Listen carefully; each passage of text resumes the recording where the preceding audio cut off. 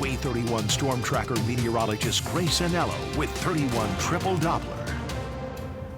She broke up the news of the rain gently by dressing up as sunshine today. Exactly. That's the way to soften the blow for us. Yeah, and on the collar, it's little. Well, it's flowers. Let's level. Oh, I but thought I'm it was a rays of meteorologist, so I sunshine. say it's sunshine. There you go.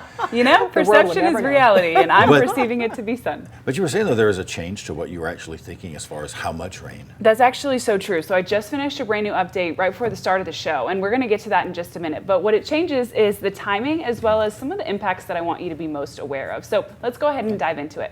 Take a look right now at 31 Triple Doppler on the Way 31 Skycam network, powered by Thompson Roofing and Construction. More of that cloud cover is moving in, and here's what I want to show you. We can see it really well over Huntsville, over the Space and Rocket Center. You see how some areas are seeing just those puffy clouds, but in Huntsville, they're kind of starting to blend together and become almost more of a deck of clouds where it's just pretty constant. That's what we're going to see for the rest of the day today. More of that blanket cloud cover nature coming all ahead of the overnight rain and storms. At the moment, our temperatures are sitting in the upper 70s, and they won't change too much more. The good news is, though, we're not quite feeling the upper 70s. So if you're wanting to spend some time outside for lunch, you're good to do it in your work clothes without having to worry about getting all sweaty in your suit, and then you can go back inside. Wind gusts are sitting in the mid 20-mile-an-hour range, so your hair might look a little windblown, but hopefully it'll keep you from getting too warm. Our high temperature today will sit in the low 80s, so not much different from where we are now. The reason being, more of that cloud cover coming later in the afternoon is going to put a bit of a lid on how high our temperature can get.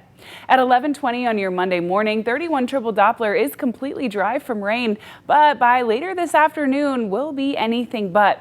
This system we're tracking is moving east, but it's going to strengthen as it gets towards us and starts to impact more of that diurnal or daytime heating, and we're going to end up getting some pretty strong rain out of it. Now, when we spoke this morning, the earliest the rain was coming was about 9 p.m. Now it's coming about 2 hours earlier, very isolated in nature, but starting around 7 p.m. The true rain still doesn't come until close to 9 or 10, but at that point is already farther east. Those scattered showers developed in the shoals. When the system itself starts to see the strength, it's coming around bedtime, already impacting almost all of us west of the corridor.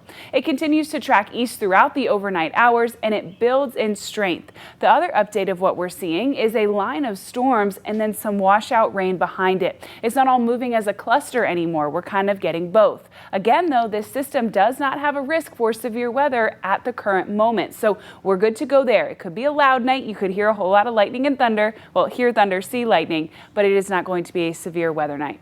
When you wake up at 7 a.m. on Tuesday, now it's not just east of the corridor that's seeing the rain. It's almost all of us as you're headed out the door for your commute.